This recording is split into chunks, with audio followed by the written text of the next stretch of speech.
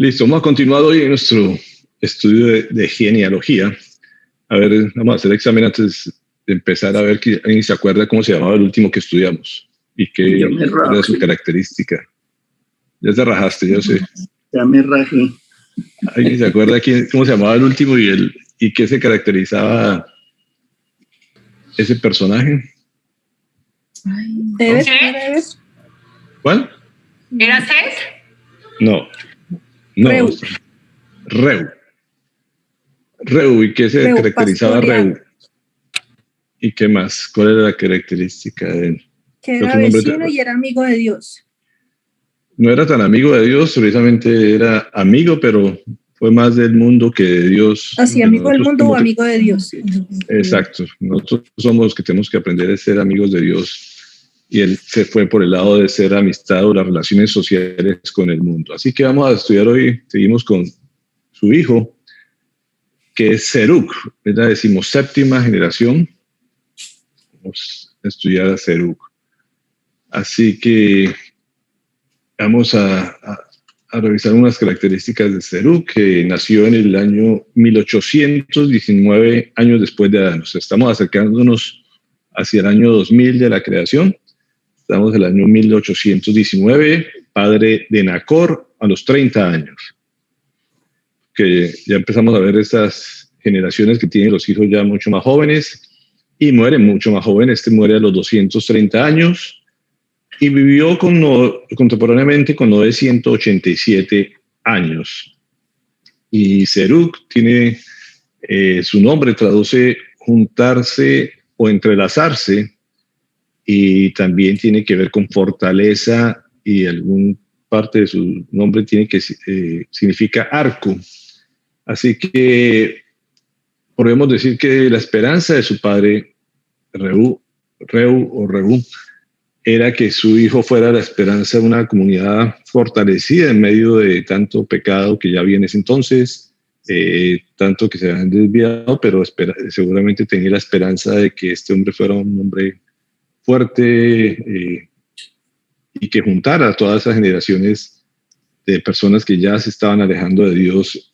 En estas ya generaciones se han vuelto amigos del mundo, y seguramente su padre había tenido la esperanza de que uniera a los demás pueblos y se fortalecieran todos. Pero aparentemente Serug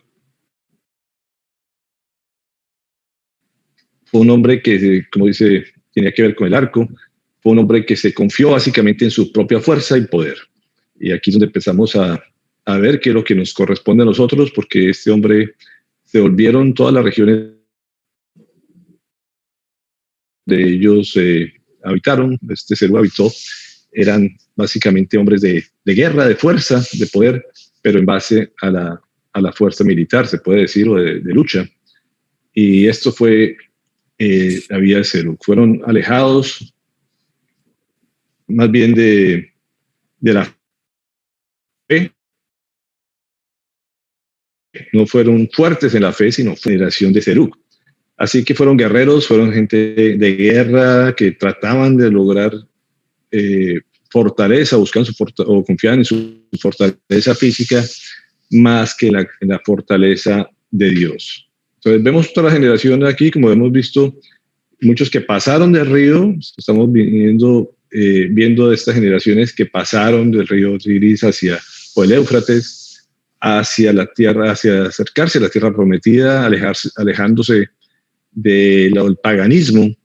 Pero en el transcurso de estas generaciones vemos también cómo se van alejando de la fe de Dios, y estos hombres terminan confiados en su propia fortaleza física, más no en el poder de Dios. Así que, así como Serug, hay otros personajes bíblicos que podemos encontrar también que fueron guerreros, que fueron arqueros. Básicamente el arco y la flecha era un instrumento de guerra, o también de cacería. Muchos de ellos se dedicaban a la cacería, pero también lo utilizaban como guerreros. Podemos ver el caso de Elam, que fue el primer hijo de Sem. También vimos que era un arquero. Ismael, el hijo de la sierva de la Biblia, habla de que también era fuerte con el arco y la flecha. Y otro personaje muy conocido es Esaú, que podemos recordar cómo vendió la primogenitura por un plato de lentejas después de llegar de esas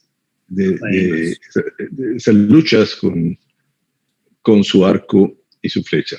Así que son esos personajes que fueron belicosos, podríamos decir.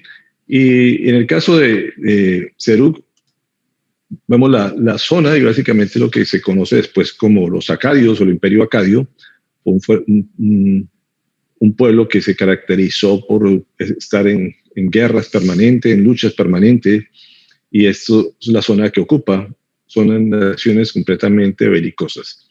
Y eso es lo que nos enseña parte de la vida de Serug, como uno en el transcurrir a veces confía en su propia fuerza más que en la fuerza de Dios. Cuando uno empieza a confiar en sí mismo, pues ya en eso empieza a alejarse de la voluntad de Dios. Dios quiere que nos sometamos a Él y que confiemos en su poder, más no en nuestro poder. Así que lo que hay que armarse es con la fe de Dios, lo que el Señor nos invita. Y ayer que estamos precisamente hablando de lo que es el espíritu de la carne, podríamos decir exactamente eso. Hablábamos que el espíritu es de amor, de hacer las cosas conforme lo hace el Señor, pero cuando uno trata de resolver las cosas a su manera, es de pensar en la carne y actuar bajo la carne, que fue lo que pasó con Serug. Cuando uno se siente fuerte físicamente o fuerte mentalmente, trata de resolver las cosas conforme le parece a uno, para no se somete a la voluntad de Dios. Y esto fue lo que se caracterizó esta generación de Serug, donde ellos simplemente deciden hacer su voluntad en base a una fuerza física. Y miremos lo que dice la palabra del Señor en cuanto a esto. Está en un pasaje en Isaías 31:1-3. Y dice: hay de los que descienden a Egipto en busca de ayuda, de los que se apoyan en la caballería, de los que confían en la multitud de sus carros de guerra y en la gran fuerza de sus jinetes, pero no toman en cuenta al Santo de Israel ni buscan al Señor. Sin embargo, el Señor es también sabio y traerá calamidad y no se retractará de sus palabras. Se levantará contra la dinastía de los malvados, contra los que ayudan a los malhechores. Los egipcios, en cambio, son hombres y no dioses, sus caballos son carne y no espíritu. Cuando el Señor extienda su mano, tropezará el que presta ayuda y caerá el que la recibe. Todos juntos perecerán. Y este pasaje es lo que nos habla precisamente de eso. Cuando la gente confía en la fuerza militar, en la fuerza de la caballería, de los arcos, de las flechas, más no en el Santo de Israel, como en este caso lo se menciona, pues sencillamente sabe uno cuál es el fin de eso. El Señor va a destruir a los unos y a los otros, tanto los que tienen caballería como los que confían en esa caballería. Y seguramente fue lo que pasó con este Serug. El verdadero creyente es el que confía en la fuerza de Dios. Nosotros tenemos que tener toda nuestra confianza en el Señor. Él es el omnipotente y el que destruye al enemigo cuando quiera y como quiera. Así que eso nos debe enseñar esta parte. Como le mencionaba, hay unos que confían en las relaciones humanas, en las relaciones con las demás personas, otros confían en la fuerza física, pero nuestra confianza debe estar solamente basada en el Señor. Así que, así como dice Proverbios 21:30 al 31, dice: de nada sirve ante el Señor la sabiduría, la inteligencia y el consejo. Se alista el caballo para el día de la batalla, pero la victoria depende del Señor. ¿Qué nos dice aquí Salomón? Dice precisamente: de nada sirve confiar en sí mismo. Uno puede ser sabio, tener inteligencia, tener consejos, tener fortaleza en diferentes áreas y enfrentar a los problemas de la vida. Pero si no se cuenta con el Señor, de nada, absolutamente nada sirve eso. La victoria solamente depende de Él. Así que Serug nos enseña a no actuar como Él, sino todo lo contrario. Debemos tener toda nuestra dependencia de la fuerza del Señor. 1 Samuel 17:47 nos dice: todos los que están aquí reconocerán que el Señor salva sin necesidad de la espada ni de lanza. La batalla es del Señor y Él los entregará a ustedes en nuestras manos, decía en 1 Samuel 17:47. Y también en Jonatán le habló así algo parecido. 1 Samuel 14:5-6 dice: así que Jonatán le dijo a su escudero: vamos a cruzar hacia la guarnición de esos paganos. Espero que el Señor nos ayude, pues para Él no es difícil salvarnos, ya sea con muchos o pocos. Es un pasaje de Jonatán precisamente donde se enfrenta a un grupo de paganos y tiene la confianza puesta en el Señor. No importa que los enemigos sean muchos, sean pocos, sean fuertes o aparentemente sean débiles, toda la victoria siempre va a depender del Señor. Cualquier tipo de conflicto que tengamos. Y es lo que se enseña la palabra, es que confiemos en el Señor, pongamos toda nuestra esperanza en Él, rindiéndonos a Él y que Él obre en medio de cualquier batalla que podamos pasar. El Salmo 44:6-7 nos dice: yo no confío en mi arco, ni puede mi espada darme la victoria. Tú nos das la victoria sobre nuestros enemigos y dejas en vergüenza a nuestros adversarios. Entonces vamos aquí, el salmista también, cómo pone toda la confianza en el Señor, más no en el arco, no en los instrumentos que podemos tener para enfrentar al enemigo. Tenemos que confiar es en el poder y la fuerza que proceden de la palabra del Señor. La palabra en sí es poderosa. Todo lo que uno tiene que ir a consultar la palabra del Señor en medio de cualquier conflicto y esperar instrucciones, como hemos hablado estos días también. El Señor nos habla a través de su palabra y la palabra como tal es un arma. Lo tenemos claro, la fuerza de la palabra es poderosa y como dice en Hebreos 4:12, ciertamente la palabra de Dios es viva y poderosa y más cortante que cualquier espada de dos filos. Así que uno tiene que hablar palabra del Señor, las promesas del Señor, y simplemente esperar que Él actúe y no confiar en nuestro propio criterio, en nuestra propia experiencia, en nuestra sabiduría o inteligencia. De nada sirven estas cosas si uno no está agarrado del Señor. Y esto fue lo que no hizo Perú, sino todo lo contrario, confió en su fuerza y también fue una generación que empezó a alejarse del Señor.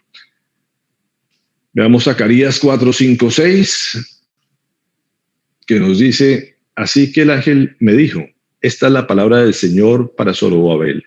No será por la fuerza ni por ningún poder, sino por mi espíritu, dice el Señor Todopoderoso. El Señor es enfático en eso, solamente a través de la obra del Espíritu Santo, y volvemos aquí a hablar del Espíritu, después de haber hablado ayer de ese tema, en cuanto a las cosas de la carne y las cosas del Espíritu. El Espíritu es el que nos da el poder para poder amar, para poder vencer la carne, y nos da el poder también para triunfar sobre el enemigo. Así que el Señor nos está por todo lado llamándonos la atención de que confiemos en el Espíritu Santo, que nos dejemos guiar por Él, y Él va a darnos el poder para lograr la victoria. Así que hasta aquí dejamos a este personaje, donde precisamente él utilizó fue la fuerza para la guerra, para ser belicoso, más no dejarse guiar por el Señor. Y de todos modos era un pueblo que estamos viendo una generación que eran obedientes a Dios, entre comillas, y a medida de generación en generación vemos cómo se dejan tentar por el mundo, a pesar de que conocen de la fe, conocen a través de sus antepasados de la palabra del Señor, pero se van desviando en el camino, confiando en sus propias cosas. Y vamos a un siguiente personaje de la siguiente generación, vamos para la 18ª generación, que es la generación de Nacor. Estamos ya acercándonos a, básicamente este es abuelo de Abraham. Nacor nació en el año 1849, después de Adán. Es padre de Taré a los 29 años. Volvemos a ver aquí, no se lleva muchos años con su padre. Y aquí murió a la edad de 148 años. Básicamente un muchachito para lo que hemos contemplado de todas las generaciones pasadas. Fue la vida más corta de todas las 20 generaciones que vamos a estudiar o que estamos estudiando. Es el que murió más jovencito de todos. Y vivió contemporáneamente con Noé 148 años. Así que lo vieron morir básicamente todas las generaciones pasadas, incluido Noé, como vemos aquí. O sea, él murió, Nacor murió a los 148 años y toda su vida vivió con Noé. Quiere decir que Noé vivió más tiempo que Nacor. Y eso para estas generaciones tuvo que haber sido impactante. No era normal que alguien muriera a esa edad, seguramente fue algo súbito, de lo cual murió. Y vemos hasta aquí que la vida es una bendición, que la vida es un premio para los que andan en obediencia al Señor. Así que este hombre tuvo que haber pasado algo en su vida para que el Señor haya acabado con su vida. Y lo que traduce su nombre es, Nahor significa quedar sin aliento, básicamente jadear, resoplar, como cuando alguien está compitiendo, básicamente lo que queda así es extenuado, básicamente lo que traduce la palabra Nacor. Y volvemos a ver que cada nombre representa algo de lo que caracterizó la vida de estos personajes. La esperanza que había en él y lo que se da en la vida de las personas. Así que lo que quiere decir es que estaba sin aliento, o resoplaba, o jadeaba, seguramente por el correr de la vida o el cansancio de la vida. Génesis 24:10 nos ubica la tierra de Nacor. Nos dice: luego tomó 10 camellos de su amo y toda clase de regalos, y partió hacia la ciudad de Nahor en Aram Naharaim. Y esto se refiere precisamente cuando Abraham busca esposa para su hijo Isaac y le dice que vaya a la tierra de Nahor, que es lo que ustedes más o menos ubican en esta zona. Estamos viendo que está muy cerca de la tierra prometida. Aquí la ven abajo. En la zona donde los acadios, veíamos que estaban hacia esta zona, y Nacor ya está aquí en esta zona alta. Sin embargo, vemos aquí que el mismo Abraham no permitía que su hijo fuera a esta región. Mandó buscar a la esposa según la instrucción del Señor en esta tierra de su antepasado Nacor, de su abuelo. Y él le dice: ve a la tierra de mis antepasados, pero no permitas y no pueda permitir que Isaac vaya para allá. Algo sucedió en esa región, por lo cual el mismo Abraham no permitía que su hijo fuera allá. Seguramente se habían dado a la perdición, a las distracciones, a las tentaciones, y por lo tanto él no permite que su hijo se junte con ellos, pero sí permitió que su esposa fuera, por instrucción del Señor, fuera buscada en esta región. Así que lo que vemos que seguramente su vida fue acortada por el pecado. Hemos visto que el pecado destruye no solamente la vida emocional de las personas, sino también la parte física. Y algo tuvo que haber pasado con Nacor.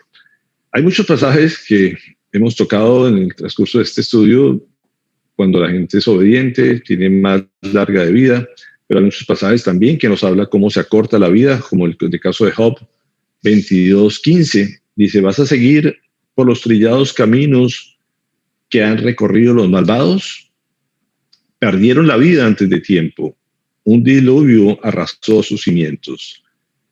Entonces, vemos cómo el Señor a veces permite ciertas cosas cuando la gente o está en camino de perdición o está perdida, y hace que la vida se acabe con tal de no, o para que no se pierdan, o simplemente porque ya no merecen vivir, no deben disfrutar de esta vida, y el Señor les quita la vida, o simplemente por sus consecuencias de sus comportamientos se autodestruyen. Así que la vida se puede acortar o alargar de acuerdo al comportamiento de la persona.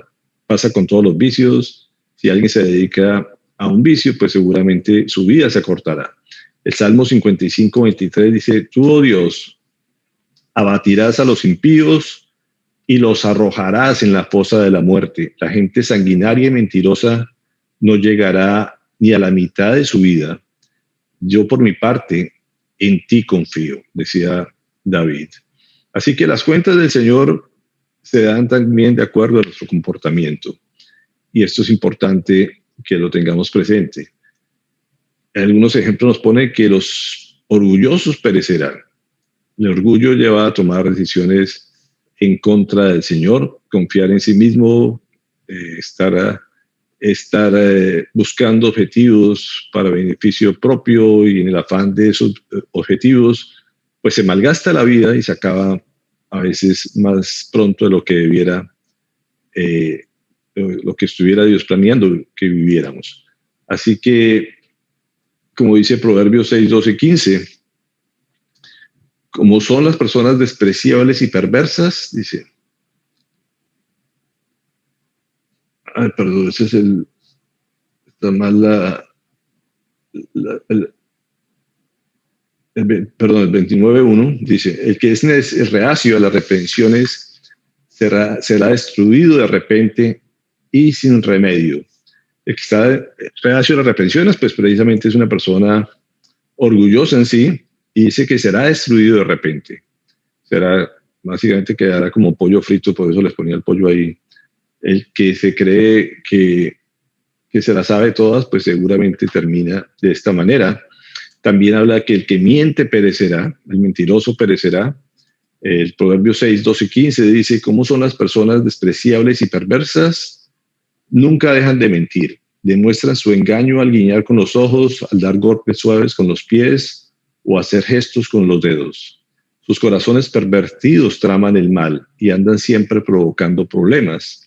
Sin embargo, serán destruidos de repente, quebrantados en un instante y sin la menor esperanza de recuperarse. Entonces, mire cómo las muertes repentinas, a veces lo que nadie se espera es porque el Señor les da el merecido, o no permiten que precisamente confíen en sí mismos, se crean mucho, y el Señor da una lección a estas personas y a la humanidad que les rodea. Así que tanto los orgullosos como los mentirosos, Dios dice que los destruye en forma repentina. Aquí podríamos ver que seguramente Nacor tenía un problema de obsesión, preocupación, era una persona orgullosa que buscaba su riqueza, buscaba honor, buscaba fama, y creo que muchas veces nosotros nos podemos caer en lo mismo, en el andar de la vida, tratando de lograr objetivos, buscando quedar bien con la gente. Nos obsesionamos o vivimos preocupados, y como vemos el estrés, esa ansiedad de quedar bien, pues seguramente va a acabar con nuestra vida sin que nos demos cuenta. Así que estos son unos ejemplos de personas que, a pesar de conocer de Dios, vienen confiando en sí mismos, viven obsesionados por apariencias, por quedar bien, con cosas que no son importantes. Y el Señor tiene mucha palabra en cuanto a esto. Nos dice Proverbios 28, 16, un gobernante sin entendimiento oprimirá a su pueblo, pero el que odia la corrupción tendrá una larga vida. Y aquí tenemos que entender el término corrupción, no como siempre lo hemos interpretado en el ámbito que se roban todo. Corrupción es todo lo que se tuerce en el camino, o sea, lo que está diseñado para algo y en el transcurso se va descomponiendo o se va cambiando su naturaleza. Eso es corrupción. Así como cualquier fruta que uno deja unos días fuera de su árbol, que está diseñada para que sea una fruta, pues eso se va descomponiendo y se va corrompiendo, se puede decir, su sustancia. Y eso es lo que pasa cuando el Señor tiene un propósito con el ser humano, y el ser humano busca otros intereses, busca otros objetivos, y eso se va corrompiendo de lo que estaba planeado con esta persona. Y que el Señor, creo que precisamente hace que eso, en vez de que sea un daño para los demás, para las familias, pues le acorta la vida, y si cumplen sus objetivos, pues la alarga. Entonces, el que odia esa terminará cortándole la vida. Lucas 12:15 nos dice, y luego dijo, tengan cuidado con toda clase de avaricia. La vida no se mide por cuanto tienen. Y no está hablando precisamente de eso. Muchas veces la gente busca es enriquecerse, poner todo en función del dinero, de las pertenencias, de tener cosas y cosas y cosas, creyendo que con eso es más importante, tiene más fama o tiene más poder, y se obsesiona, como digo, por el trabajo. Puede ser por el trabajo, puede ser por luchar en busca de eso, haciendo cosas que al Señor no le agradan. Y esto básicamente lo lleva al hedonismo o al secularismo, podríamos decir. Y secularismo es mezclar las cosas de Dios con las cosas del mundo muchas veces, tratar de quedar bien con uno y quedar bien con el otro, y lo único que termina es destruyéndose. Él hizo falta una diapositiva, perdón. Y el hedonismo simplemente es al final obsesionarse por logros personales y que toda la fama sea para sí mismo. Ayer precisamente hablábamos en esta cita en Colosenses 3:5-6, que decía: por tanto, hagan morir todo lo que es propio de la naturaleza terrenal, inmoralidad sexual, impureza, bajas pasiones, malos deseos y avaricia, la cual es idolatría. Por estas cosas viene el castigo de Dios. Entonces, todo lo que sea acumular para tratar de tener más que los demás o aparentar, y se vuelve una obsesión esto se convierte en idolatría. Como le decía, todo lo que se interponga como prioritario de Dios es idolatría, y puede ser idolatría el trabajo. El trabajo puede ser una forma de idolatría, y lógicamente eso va a acabar, ese estrés va a acabar con la vida de las personas y le va a cortar el tiempo de vida. Entonces hay que tener mucho cuidado en esto. No podemos ser como con este personaje que se dedicó a eso, a quedar bien con eso, y murió demasiado joven. Lucas 9:24 dice: ¿de qué sirve a uno ganar el mundo entero si se pierde o se destruye a sí mismo? Creo que es una pregunta muy directa que todos los días debiéramos estarla contestando. ¿Para qué sirve tanto logro en la tierra si eso va a acabar con las personas? Hay que tener mucho cuidado, mucha medida en todo lo que hacemos, que no comprometa nuestra salud física. No vale la pena, sencillamente. No hay nada sino disfrutar la vida, distribuir las horas de trabajo, distribuir las horas de descanso, distribuir las horas de diversión,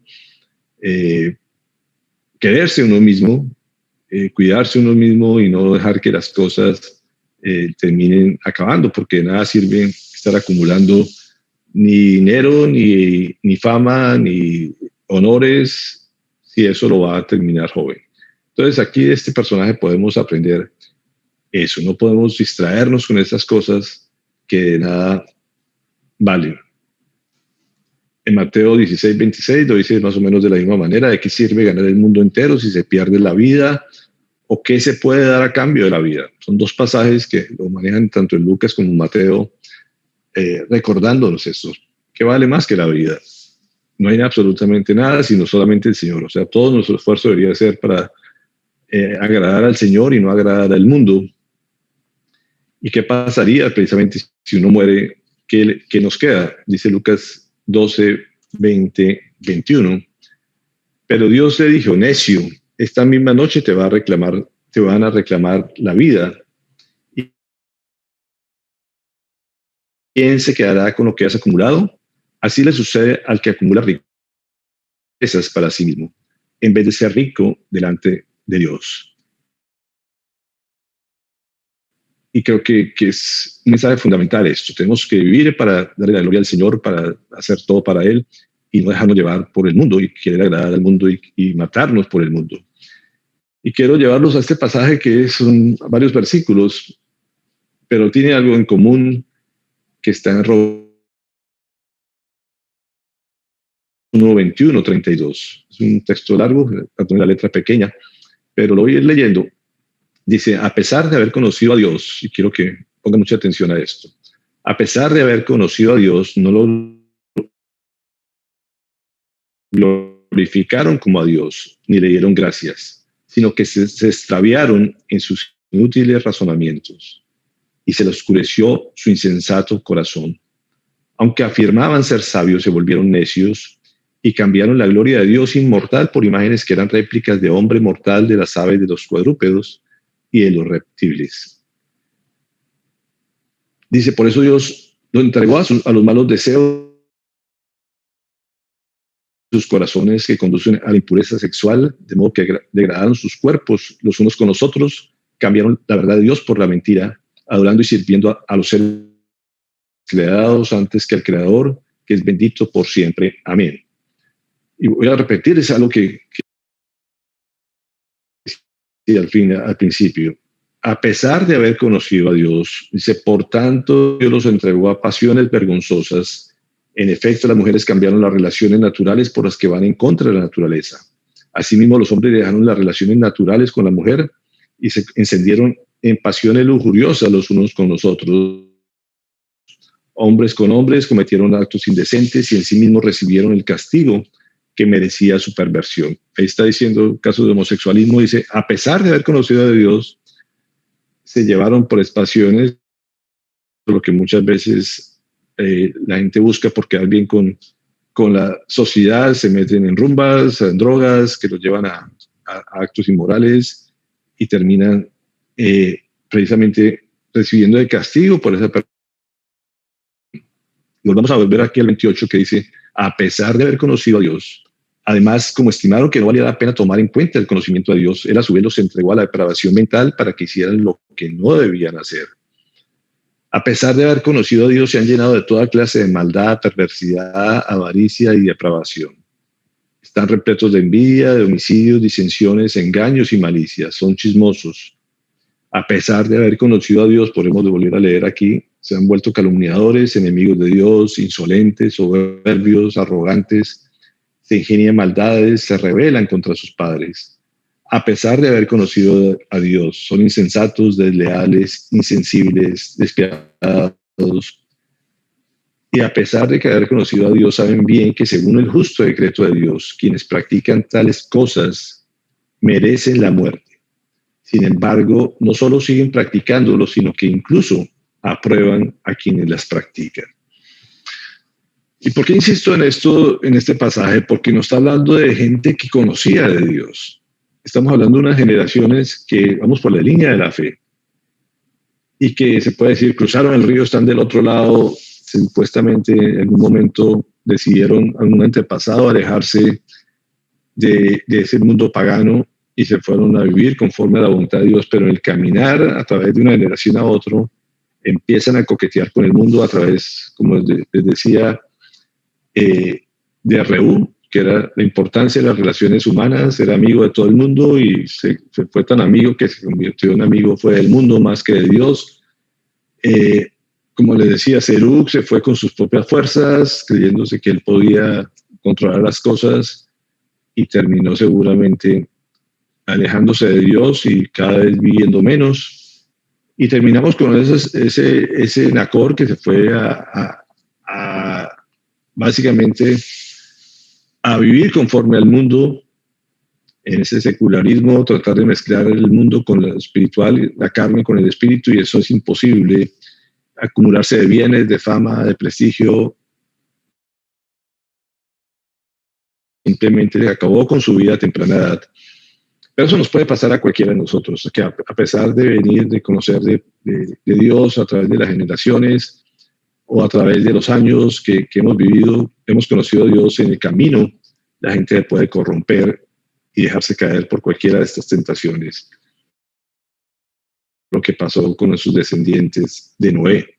Se les olvida el castigo pasado, se les olvida lo que Dios utilizó para frenar esas generaciones pecadoras y vuelven a caer en lo mismo a través de los años. Así que tenemos que hacernos la pregunta o la posición como la obtuvo Josué, que decía Josué 2:14, pero si ustedes les parece mal servir al Señor, eligen ustedes mismos a quién van a servir.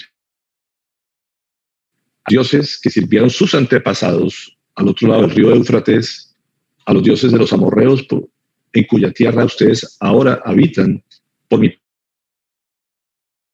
parte, mi familia y yo serviremos al Señor.